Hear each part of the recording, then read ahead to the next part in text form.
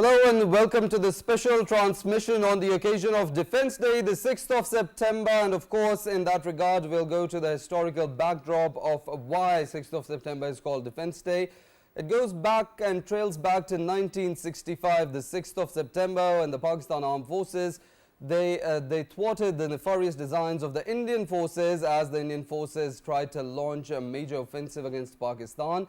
And of course, the Pakistan Navy was the first to respond in that regard. And the 1965 war is a story of courage, valor and bravery that the Pakistan forces and the nation had expressed in thwarting the evil designs of the enemy, specifically in particularly regards to the hegemonic designs of Pakistan's neighbor, India, of course, in which Pakistan and India got into a war, and of course Pakistan subsequently, they contained the nefarious designs of the enemy as the Indian forces, they tried to advance on the Pakistan's border regions, and of course they simultaneously attacked it as well. But the Pakistan Navy, as they launched the grand Operation Somnath, in which it was launched to counter the nefarious designs as the enemy was approaching towards Pakistani territory. And of course, in that regard, the Pakistan Navy and the air forces and the armed forces of the country on ground as well, they showed determination and resilience against the enemy's forces and launched a major counter-offensive against them to curb their nefarious designs. In that regard, every 6th of September is marked as Defence Day throughout the country, and the nation, in step with the armed forces, they express the resolve that how the country is still determined to face any threat against the country, and the country is united as the nation and the security forces. They stand shoulder to shoulder to thwart the nefarious designs of any enemy that puts an evil eye on Pakistan. And this day is commemorated every year to mark the bravery, valor and courage that was expressed by the armed forces, that the nation, and to express how the nation is thankful and grateful to the armed forces of the country to keep them safe, for putting down their lives in defense of the motherland, for putting down their lives in defense of the nation, and to uphold the integrity and sovereignty of Pakistan. Well, that's the Defence Day. Of course, we'll be talking about the different dimensions of it from 6th of September up till now, how the Pakistan Armed Forces have laid down multiple lives in the war against terror and, of course, in defense of the motherland. We'll be discussing all the different aspects of the Defence Day and how the Pakistan Army and the nation is continuing to keep on with its determination, to keep on showing its resilience towards the nefarious designs. We'll be talking about all the different aspects of Defence Day. In the studios, we have been joined by Dr. Masood Khan. Along with that, we have been joined by Dr. Saima Afzal. And on Skype, we have been joined by Dr. Maria Sultan, who's a security analyst. I'd like to thank you all for your time and being part of the conversation. But before we dive into the 6th of September and the different aspects regarding Defence Day, and we'll talk about the determination and the will of the nation and the security forces. But before that, we'd like to go into the backdrop of Defence Day, and we'll see a package that has been prepared by our team. 6, 1965, Indian Armed Forces launched a surprise attack on Pakistan, marking the beginning of the Second War between the two countries. Facing a numerically superior and formidable opponent, the Pakistani military forces displayed remarkable bravery and resolve, successfully defending against the Indian invasion. The Defence Day of Pakistan is a day of national pride and reflection. It serves as a reminder of the nation's resilience, unity, and the sacrifices made by its people. It is a day when the country pays tribute to the valiant soldiers, Air Force personnel, and naval officers who fought tirelessly to protect the homeland. Some of those heroes are Major Aziz Bhatti, Flight Lieutenant Sarfaraz Rafiqi, and Squadron Leader Muhammad Mahmood Alam. The day is a reminder that the people of Pakistan stand united in their support for the armed forces and their commitment to the nation's security and prosperity. As Pakistan commemorates the Defence Day, it is a time to reflect on the country's history, the sacrifices made by its heroes, and the enduring promise of a secure and prosperous future.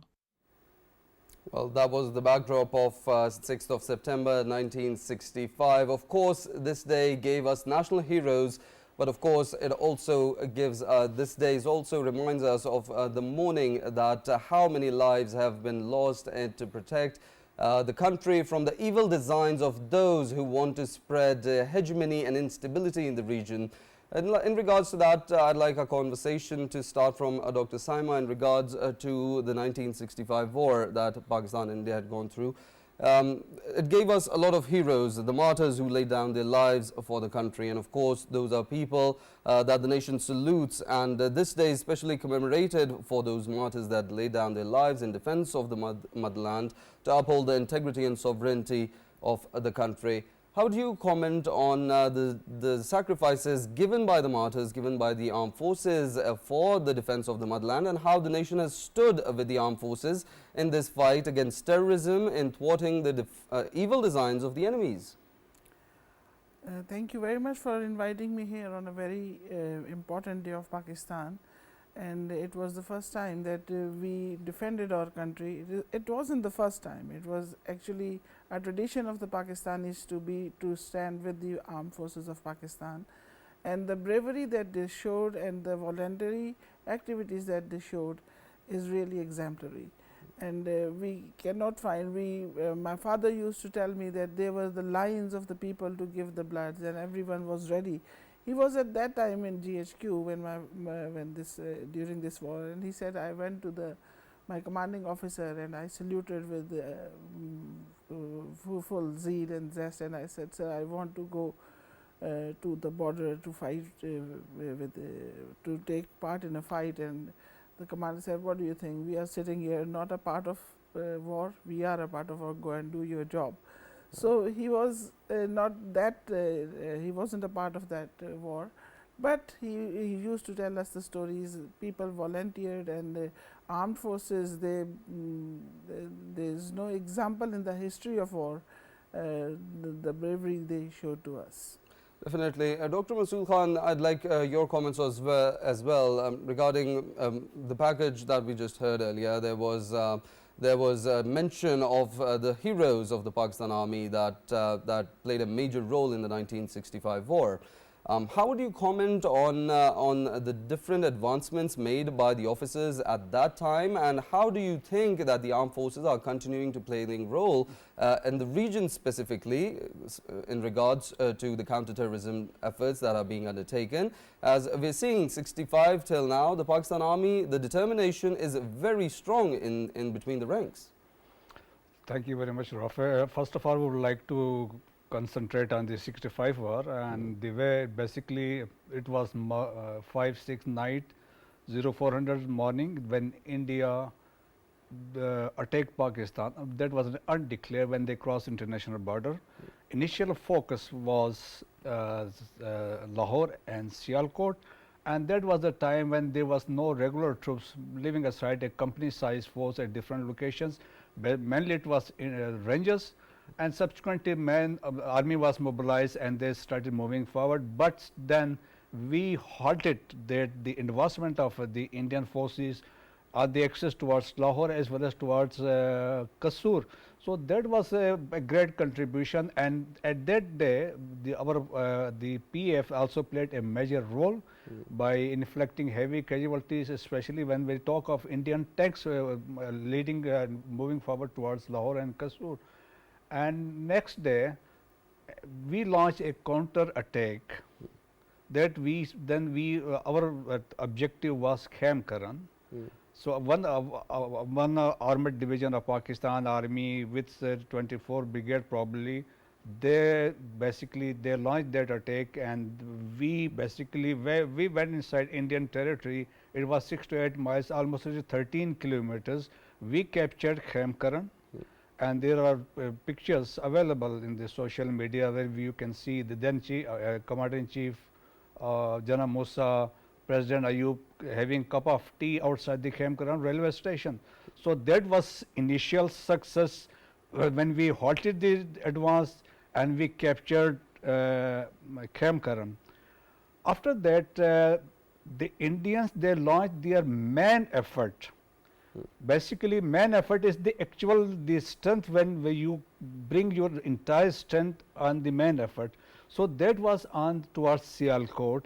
So we can take these attacks towards Lahore and Kasur as the auxiliary or the secondary attacks. So the main effort or the main attack was against Sialkot, east of Sialkot, covering the areas of Pasrur, Zafarwal, Chavinda and Sialkot. So that was the area. The initial focus was Chavinda, and next was the Sialkot, and you know the major tank battle was fought in Sialkot. So there was only one armor regiment of Pakistan Army. There is 25 cavalry known as the Men of Steel. So they basically with 30 tanks they defended that area against Indian one armored division, 500 tanks, and later on it was 6th armored division which basically then moved in, and it was under strength, and it was not those having that capability as compared to the Indians. It was commanded by General Ibrar Hussain, an infantryman commanding an armored division, like Rommel commanded Panzer divisions during World War II. So it was a historic battle and intense engagement. When we talk of Chavinda, the 25 cavalry, the Men of Steel, they destroyed 57 tanks of 17 Pune horse and 16 cavalry of India. So it was a great success when we talk of Chavinda. So all the credit goes to the understrength 6th Armored Division and mainly the 25 cavalry commanded then by Colonel Nisar, probably known as Lala Nisar, very famous. Recently he passed away. Okay. So all the credit, and similarly in Sulmanki sector, there was success. We captured Indian much of the area, and then into the south, there were simultaneous attacks. So there was a group 11 division of Indian, one of the formation that was advancing towards Hyderabad, Mirpur Khas and Hyderabad. So all India radio was broadcasting basically. So we are close, we are nearing Hyderabad, but actually it didn't happen like that. Initially when they launched the attack, they captured one of our posts known as Gadra. So then a counter attack was launched by then famous then KM Azhar, later Lieutenant General, then he was a brigade commander. So he launched a counter attack. Then we captured Monabao, then Panchali, Rodi and Shakarabat, all the places. So overall, when we talk of 65 war, right from down from the province of Sindh, Punjab as well as up north, Pakistan Army demonstrated their capabilities, the leadership, the valor and the gallantry as and the leadership basically they led by those officers, those who sacrificed their lives. So so as a whole we can say we defended our, it was the way they defeated the designs of the Indian the hierarchy which they planned to have. This was decided initially when they crossed Barki. So the assurance was given to the troops, under command Indian troops, that we will have breakfast in Lahore, and then the officer class they can have a cup of tea at Gymkhana Lahore. So we, the forces of Pakistan, this include Pakistan Air Force as well as the ground forces, the special services group, everybody, and also Navy in the Arabian Sea, they played a major role to blunt these attacks right from whether it is air, land and sea. So we halted and we basically defeated their nefarious design of advancing, capturing Lahore, Sialkot and stuff. We basically throw them back. At the end of this war, we basically captured 1,617 square miles of Indian territory. 1,000 all ranks of Indian Army, they surrendered to Pakistan, including three Sikh regiment, their CO Colonel Anant Singh and others, all ranks, they were 20 officers.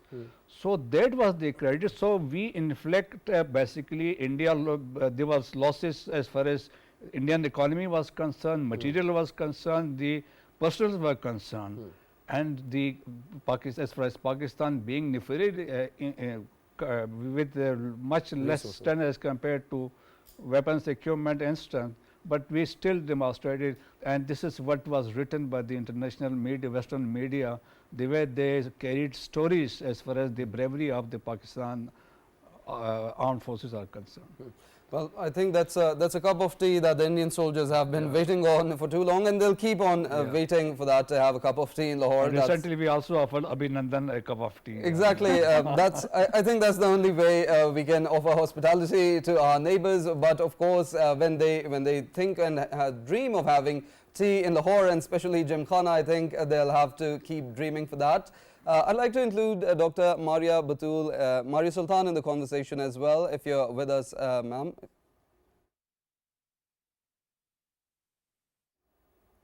We'll try establishing contact with Dr. Maria Sultan again, but I'd like to come to Dr. Masood and Dr. Saima first. Dr. Saima, when we talk about how, as Dr. Masood also mentioned, that the Pakistan Armed Forces, they had lesser resources than the Indian side, but of course they expressed the determination, they showed resilience, and the passion and the spirit of patriotism and nationalism that was witnessed in the officers. And of course, the armed forces, the air force, the naval forces, they all having a coordinated approach in defending this. How do you comment on that, and especially the vigor and patriotism that was expressed and shown to the world in the 65 war regarding how Pakistan, even having lesser resources than its enemy, is going to go all out in protecting the motherland? Well, resources from all angles are less with Pakistan, whether it is human resource, whether these are the ammunition or the fighter planes or anything, we are lesser than them. And coming to the patriotism, and we set a world record in the history of war by destroying the maximum Indian aircrafts, and in a minimum time of 12 days of war. And we set a world record, and it is recognized world record. It is also mentioned in the Army Museum. And the BBC correspondent reported it as today I was watching the duel between India and Pakistan, the Indian aircrafts were falling like toys in the battlefield. So it is, I think, your enthusiasm, and it is our spirit of jihad and our spirit that makes us fight with them, and it has nothing to do with, then we have the history is full of such things. We can take the example of Ghazwa Badr, the enemy was triple in the number, and so when we fight, we do not care for our lives. Definitely. We call them a shaheed, and this concept of shaheed and life here and the life after death is really very commendable for the Definitely. Move towards Dr. Maria Sultan. If you're with us, ma'am, I'd like to ask you regarding, as our conversation was building up earlier, the Pakistan Armed Forces versus the Indian Armed Forces, especially in the context of 6th of September 1965. The Pakistani Armed Forces, they had much lesser resources than the enemy, but still how they responded back, how they retaliated is a matter of courage and pride for the entire nation, and is commended by the international community as setting global records, the Pakistan Army setting global records. How you comment on the sacrifices, the efforts, and the contributions by the armed forces and the nation alike in defending the motherland back in 1965 on the same day? I think 1965 marks the day in which the whole nation came together to not only fight for its sovereignty, but also for its soul. Because whatever was thought in 1947 that India will never forgive Pakistan for the partition came true, as they initiated an unprovoked assault on Pakistani borders. And what's more is that it was considered that they believed that Pakistan would not respond and Pakistan would not be in a position, to effectively defend itself. But, starting from Shabir Sharif and also, what happened in Hetzel-Manki sector, it indicated that not only a unit in Pakistan Armed Forces, but any brigade, that the entire formation of the Pakistan Army was led by a superior command. So it was not just about numbers, it was about understanding the adversary, it was about the national resolve, it was about fighting for the motherland, and it was about the country, the people, the armed forces coming together as one whole coherent whole to fight against the Indian assault. And I think the 6th of September Defense Day is not just a Defense Day for marking the victory of the armed forces of Pakistan. It is a Defense Day for the country, where the country came together in sync, in line, soul and material with the armed forces of the country to fight and to make the defense of this country impregnable. So I think that is the most important factor in that. And secondly, as you mentioned, that there was almost a 3-to-1 ratio between Pakistan armed forces and the Indian, but Pakistan responded very effectively. Yes, it was marked with a little bit of, downside for us as we had launched the Operation Gibraltar in Azad Jammu and in Indian-occupied Kashmir. However, what we were not anticipating was the fact that, as much as we marked, the speed of victory would lead the international community to intervene in the favor of India. And that is one of the primary reasons that we were unable to get more territory from the Indian-occupied Jammu and Kashmir, because the international community intervened very quickly, because they believed that the tide was turning so rapidly against India that if they didn't, then perhaps India would have lost its illegitimate claim on Kashmir, as well as lost significant amount of its territory in the eastern and the western border. Of course, thank you for your insights, of course, Dr. Maria Sultan. But in regards to that, as you said, that they would lose their illegitimate claim, a claim still, but it would be illegitimate. And even with the advancements of the Indian side on 6th of September 65, it did not actually have any positive impact on the territory occupied Jammu and Kashmir for India, as still the voices inside from occupied Kashmir, they come against India. And subsequently, we also saw that the revocation of Articles 350 and 370 and 35A, the Pakistan side had still, and the Kashmiris, they still voiced their concerns against India and in favor of Pakistan. How do you comment on that?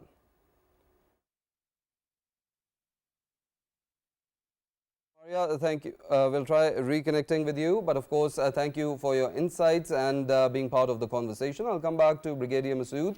Regarding, sir, the efforts by the forces, we talked about the efforts by the armed forces, but the Air Force and the naval forces of the country with regards to Operation Dwarka.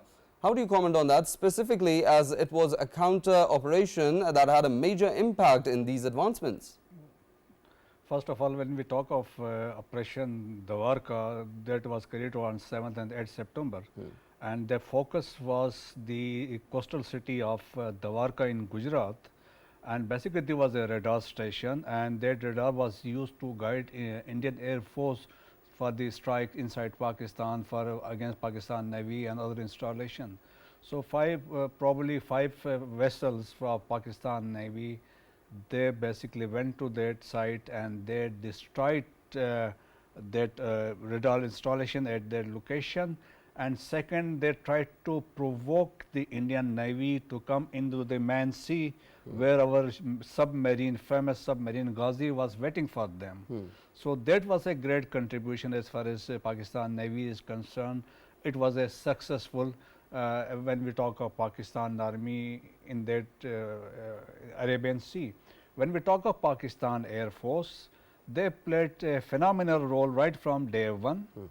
And we have seen on the second day, first it was initially this, when the Indian forces, they were basically advancing, they played a role in destroying their tanks and other advancing troops.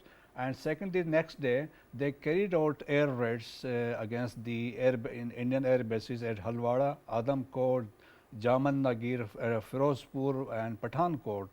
And then subsequently, and when then the man appears, Alam on the scene, and when he destroyed with his F-86 Sabre, destroyed 5 hunters within 30 seconds over the skies of Lahore, and Lahoris, they were on their rooftops and watching the downing of those hunter aircraft by Alam. Overall, he shot down 9 aircraft, and that is a world record. And then Major General Sidhu wrote a book of on Indian cavalry. Then he mentioned, he referred to MM Alam as a little dragon. And then he also referred the pilots of Pakistan Air Force as a bloodthirsty vampires. So that the way he has acknowledged the terror they created over the skies. So full credit to the Pakistan Air Force. Definitely. I would like to also touch on the international media when they reported the way the war was developing. The Time magazine, the one of the correspondents was probably Louis Crux. He wrote a story and he said, and I don't see anybody, someone can defeat this nation who knows to play hide and seek with death. Then John Maloney, American Broadcasting Corporation, he said, in the last 15 years of his experience, I haven't seen such a victorious and confident group of soldiers that of Pakistan Army today. And Australian newspapers, they carried huge Pakistani victory, huge losses on both sides. The Western Army Commander of India, General Harbaksh Singh, he said the Pakistan's gamble in Cham came out with an ace of success. And then General Lakshman Singh, he wrote a book, Missed Opportunities. He said again the way Pakistan Army armed forces, the way they use their armor and other forces, they really surprised us. And he said they use their armor with and their plans were tactically sound. So he referred in this book. So even Indians, they have been admiring the capabilities, our planning, our leadership. So all the credit to those who fought that war in 1965, whether they were from Pakistan Army, Navy, Air Force, even the civilians who played a major role in contributing Definitely the donations, etc., and even providing logistics to the troops in the trenches. Definitely, Brigadier Masood, of course, these are very emotional and very sentimental. I was getting goosebumps just from listening to you and how MM Alam had downed those airplanes, and of course the admiration and praise that the Pakistan Armed Forces received from the international community, from the whole world at large, as they displayed an epitome of bravery, courage, patriotism and nationalism, and we salute the martyrs of the country, and of course we pray that they continue with the determination. The nation stands in step with the nation and with the armed forces of the country, and they stand shoulder to shoulder in defending the motherland and thwarting all the evil designs of the enemies of the country. And of course we pray that God keep Pakistan safe forever, God keep the Pakistanis safe forever, and God keep helping our armed forces that are so determined to protect the country and upholding its national sovereignty and unity. I'd like to thank all of our guests, Dr. Saima, Brigadier Masood and Dr. Mari Sultan, for being part of the conversation and just sharing their thoughts on the occasion of Defence Day and praising the armed forces of the country. With that, it's a bid farewell for today. See you same time tomorrow.